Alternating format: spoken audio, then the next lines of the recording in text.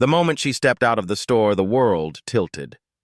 Danielle Monroe, dressed in a slate gray suit and low heels, held her new Prada handbag with quiet grace, unaware that two uniformed officers were already approaching with sharp, unblinking eyes. She hadn't taken 5 steps into the marble hallway of Midtown Plaza before the words hit her like a slap across the face. "Ma'am, we need to see your ID. We've received a report of a fraudulent purchase." Heads turned. Conversation stopped mid-sentence. The hum of luxury retail dulled under the weight of silence. Danielle blinked. Once. Then again. Not out of confusion, but because this wasn't the first time.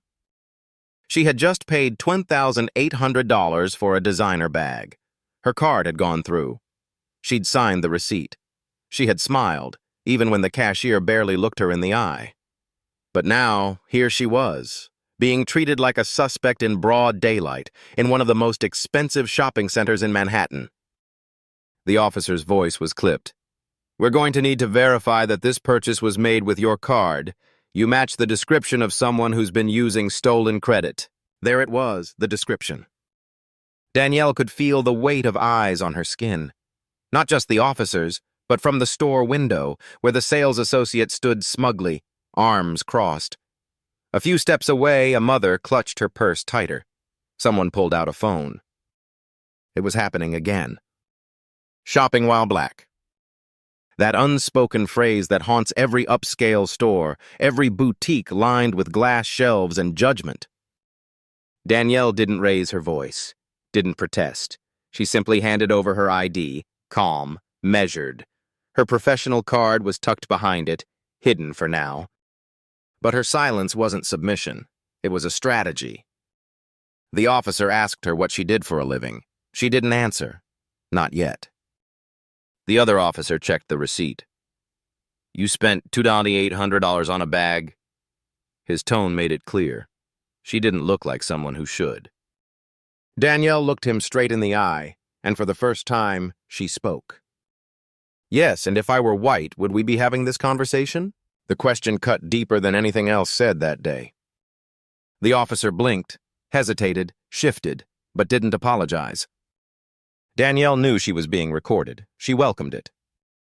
Because this wasn't just about her bag. It wasn't even about her. It was about a system that still believes affluence has a face, and hers doesn't fit. But what they didn't know was who she was. And what was coming next. Because in less than 24 hours, those two officers, that smug cashier, and the corporate board behind this luxury brand, were about to be at the center of a federal civil rights investigation. Danielle Monroe wasn't just a customer. She was the law. And they had just profiled the wrong woman.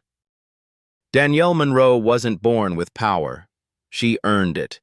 Hour by hour, case by case, never forgetting the way people looked at her when she was just a girl on the wrong side of a department store.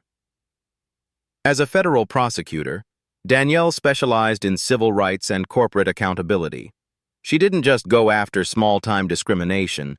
She hunted down institutional rot, the kind that wears luxury suits and hides behind press statements. Her current investigation wasn't an accident. It had been building for months, layered in whispers, buried beneath NDAs, smothered by polite denial. The company, Barrow & Levitt, a luxury fashion conglomerate known for its pristine showrooms and curated exclusivity, was quietly infamous in certain communities. Rumors swirled around social media.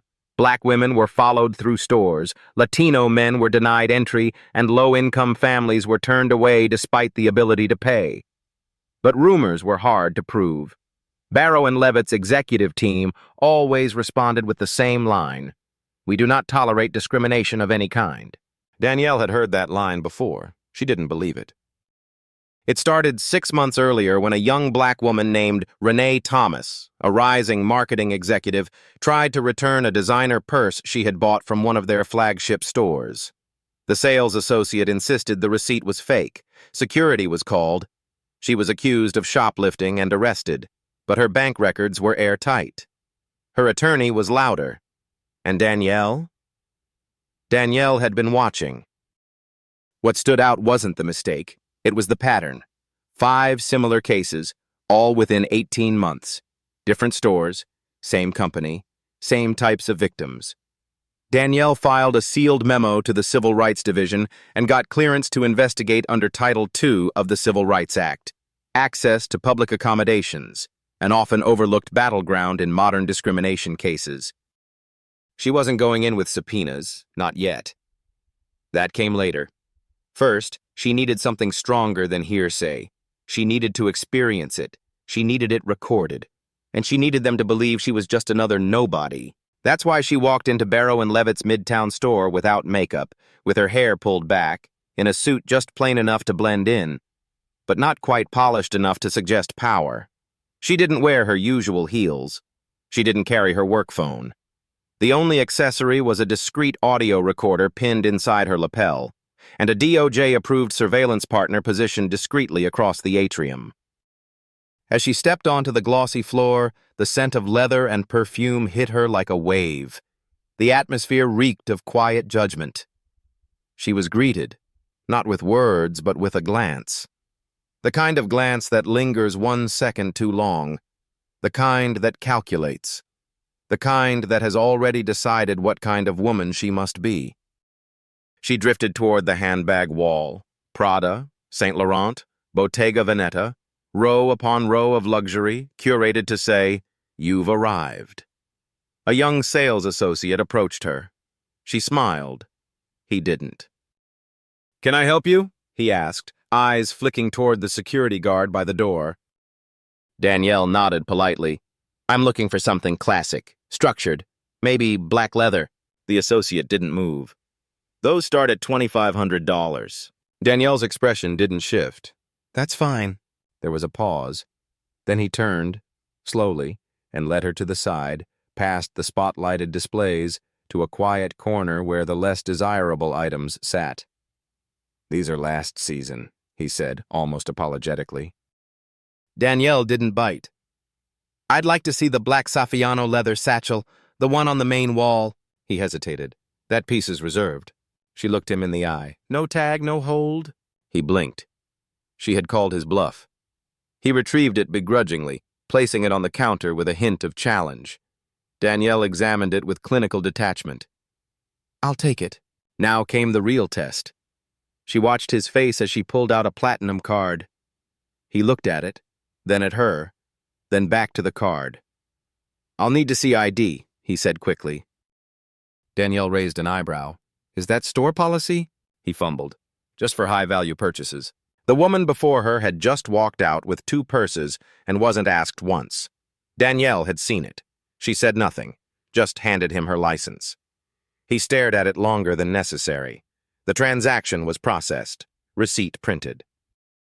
"Thank you for shopping with us," he said, but the words dripped with insincerity. Danielle took the bag and turned. She felt it before it happened, the shift in air, the tension behind her. She didn't look back, but the sales associate was already reaching for the phone. Her DOJ partner across the atrium texted one word, "Security," and just like that, the trap had been sprung. Outside the store, she didn't get 10 feet before 2 officers intercepted her. They were already briefed, fed a half story from a manager with enough coded language to raise flags without evidence. Suspicious behavior. Possible card mismatch. Refused to show ID. All lies. But believable enough to get a response. Because when a black woman spends big in a place she's not supposed to, the system often believes the lie first. Danielle let it happen. She let them talk. She let them dig. Let them assume. All while her lapel mic recorded every word. The younger officer asked again, "You sure this card's yours?" Danielle stared at him, slow and cold. "Why don't you run it?" He shifted uncomfortably. "We're just doing our job, ma'am." "No," she said, voice sharp. "You're doing someone else's job. Their dirty work." He flinched, but didn't stop. They walked her to a private area, out of view, as if the embarrassment wasn't enough. "And Danielle?" She smiled. Because every minute this went on, they gave her more rope, more proof, more ammunition. This wasn't just discrimination. It was systemic profiling, corporate collusion with public law enforcement, a violation of civil rights. And she had them. Still, she played the part. Asked no questions, filed no complaints, not yet. The final piece wasn't the arrest, it was the reaction. She watched from behind sunglasses as a mother pulled her teenage daughter away, as if Danielle were contagious. Dangerous. She listened as a man muttered, "Why do they always cause trouble?" And she said nothing. Because what she was about to say would be written into federal court records. And it would hurt. Not just the company, not just the officers, but the illusion that racism was gone, that discrimination was subtle, that justice is always blind. Danielle Monroe wasn't here to make noise. She was here to make history. And the clock had just started ticking. They brought her into a plain, windowless office behind the security wing. No cameras, no audio, just cold tile floors and 2 folding chairs. Danielle sat with her back straight, the Prada bag placed carefully in her lap.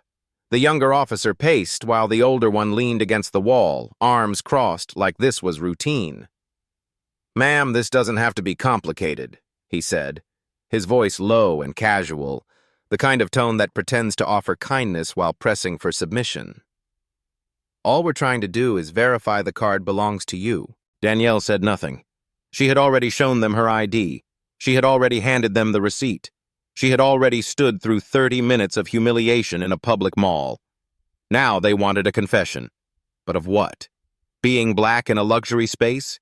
Carrying a purse that they thought didn't match her paycheck? The older cop leaned in too close. "Look, I've seen this before. Some guy gives you the card, you get the bag, and then what? He calls it in stolen to get the money back? Is that what this is?" Danielle met his gaze, unblinking. "You're assuming a lot." "You're not denying it." "I don't have to," she said evenly. Behind her calm, she was cataloging every word, every microaggression, every policy violation, the denial of her right to an attorney present, the lack of recorded documentation, and the fact that neither officer had read her any rights because they weren't charging her, just detaining, just circling like vultures, waiting for her to break. But Danielle Monroe didn't break. She was building.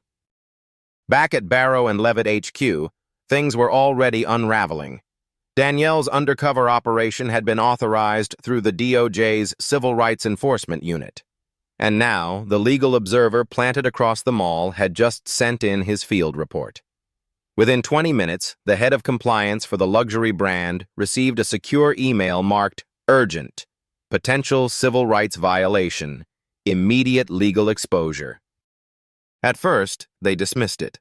Surely it was a mistake, a misunderstanding, maybe even a setup. Then they read the name, Danielle Monroe, Escron, Assistant United States Attorney, Federal District of New York. The compliance officer nearly dropped his phone. He called the store immediately. "Do you know who she is?" he snapped at the manager. "Do you realize what you've done?" The manager stammered. "We thought she was suspicious. Her behavior, she bought a bag with her own money, and you called the police." Silence. "Start preparing a statement," the legal team ordered, "and pray she doesn't go public." But it was already too late for prayer. Back in the mall, a teenager named Eva had been live streaming since the confrontation began. Her video, captioned, "They're accusing a black woman of stealing after she bought a Prada bag, #shopping while black," was now surging past 500,000 views on TikTok. Comments flooded in. "This is disgusting. She did nothing wrong. Bet they wouldn't stop a white woman with the same bag. She looks like a lawyer or something. They messed up." And then someone did a reverse image search. A screen grab of Danielle's face. A LinkedIn profile. A headline from a civil rights case she prosecuted last year. The internet connected the dots, and the firestorm began. News outlets started calling Barrow and Levitt for comment. TikTok creators reposted the clip with breakdowns, hashtags like #racial profiling, #corporate discrimination, #civil rights, and the now viral tag, "they messed with the wrong one."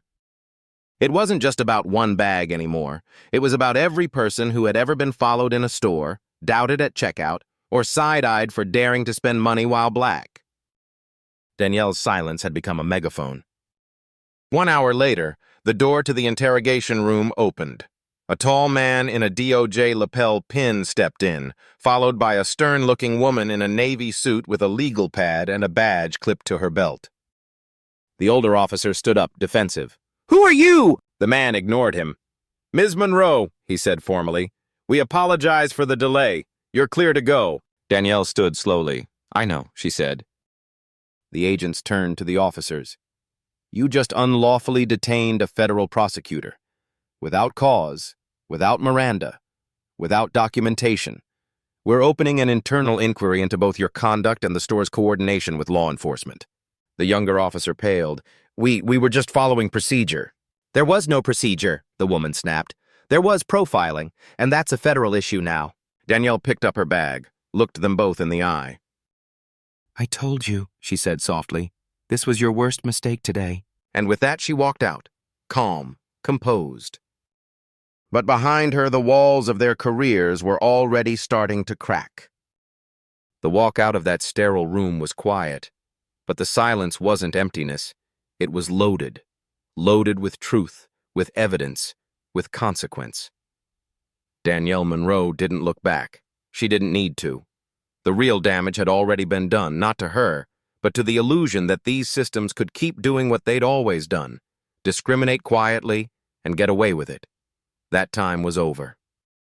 Less than 24 hours later, her office at the Department of Justice became the epicenter of what would soon shake the corporate retail world. Emails flew. Depositions were scheduled. Internal investigations were ordered at the federal level. Danielle's case file, once just a theory about racial profiling, now had names, audio, video, timestamps, and proof of coordination between private retail and public law enforcement, all aimed at targeting shoppers based on race, income perception, and bias. She sat in her office late that night, blazer off, hair pulled back, scrolling through social media, not for attention, but for the reaction. And it was clear. This was no longer just a legal case. It was a cultural reckoning. Hashtags like #justice for Danielle, #racial profiling exposed, and #corporate accountability dominated every trending chart. But the most powerful stories weren't in the headlines. They were in the comments. One woman wrote, "Same thing happened to me in Chicago. I thought I was the only one." A father posted, "My teenage son was accused of stealing shoes we paid for with our savings. I wish someone like her had been there." It wasn't about one bag. It was about being seen, about being heard, about holding the mirror up to a society that still pretends discrimination ended decades ago.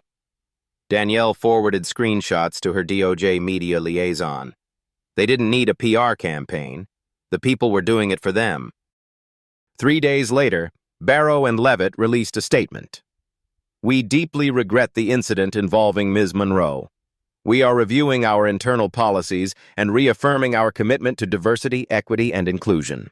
Danielle smirked when she read it. It was boilerplate, performative, a shield built out of buzzwords. But what came next wasn't. Because she had already drafted a federal complaint under Title II and Title VI of the Civil Rights Act, and she had evidence to support systemic discrimination, not just an isolated event.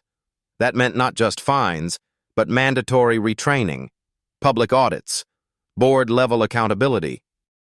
And then came the real twist. Danielle didn't just want a legal victory, she wanted reform that stuck. So she did what most prosecutors wouldn't dare.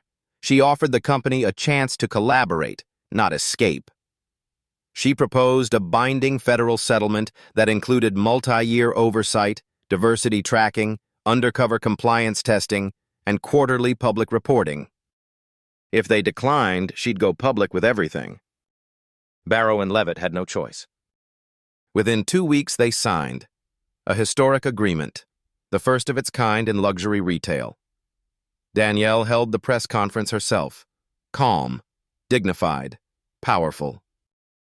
Standing behind the podium, she addressed a room packed with reporters, legal analysts, and corporate compliance officers from across the country. "This is not about punishing a brand," she said. "This is about changing the way people are treated when they walk into a store, regardless of their skin color, income level, or zip code. This is about dignity, and we will not compromise on that.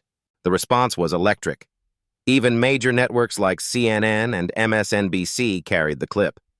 Consumer protection influencers, civil rights lawyers, and social justice activists reposted it everywhere. Danielle knew that change was never comfortable. It was slow, frictional. But this time, it had a face, a name, a voice. Still, she wasn't done.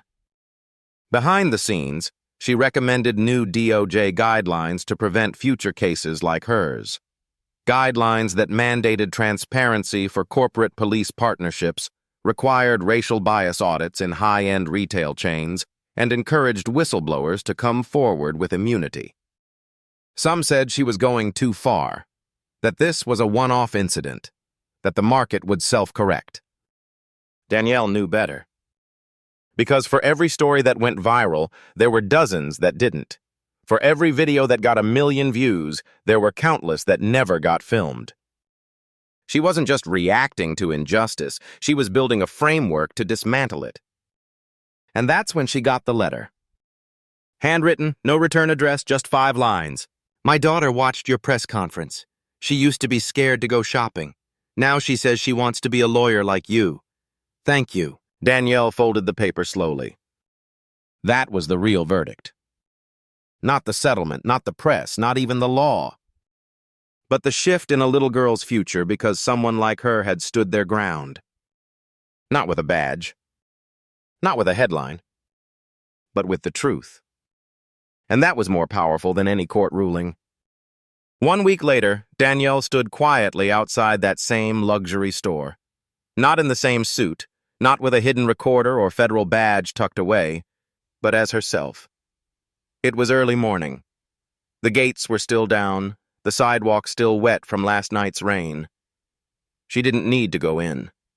She didn't need to prove anything anymore. This wasn't about revenge. This was about remembrance. Behind her, the building's glass facade still shimmered with the illusion of elegance, but she knew the truth. Polished surfaces can still hide dirty systems. She watched as a mother walked by, holding her daughter's hand. The girl looked up at the store, then at Danielle, her eyes wide with curiosity. Danielle smiled, just enough for the girl to see she was safe. Justice doesn't always look like handcuffs or headlines. Sometimes it's the quiet dignity of someone who was told they didn't belong, refusing to leave. The truth is, you can't buy respect in a store. You can't scan it at a register or wrap it in tissue paper. You earn it. You demand it. You protect it. And sometimes, when no one else will, you enforce it. That's what Danielle Monroe had done. Not just for herself, but for the thousands of others who had been followed, accused, degraded, and dismissed because of the way they looked, the way they dressed, or the neighborhood they came from. Discrimination doesn't always shout. Sometimes it whispers behind counters, hides in policy, or dresses up as procedure. And when it does, it needs to be named, called out, challenged, with a legal strategy, with public pressure, with truth. That's what Danielle represented. Not a viral moment, but a reckoning. A reminder that federal law still means something, that civil rights are not optional. If the system won't fix itself, then someone has to hold the mirror steady. And if you're watching this thinking, this could have been me, you're right. It could have been you, your sister, your father, your child.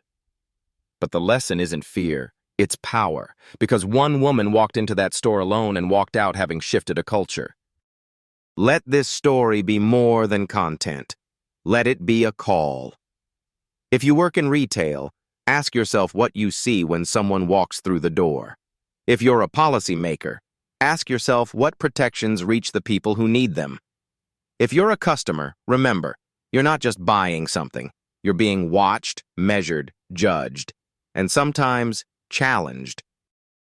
But never forget, your dignity is not up for debate.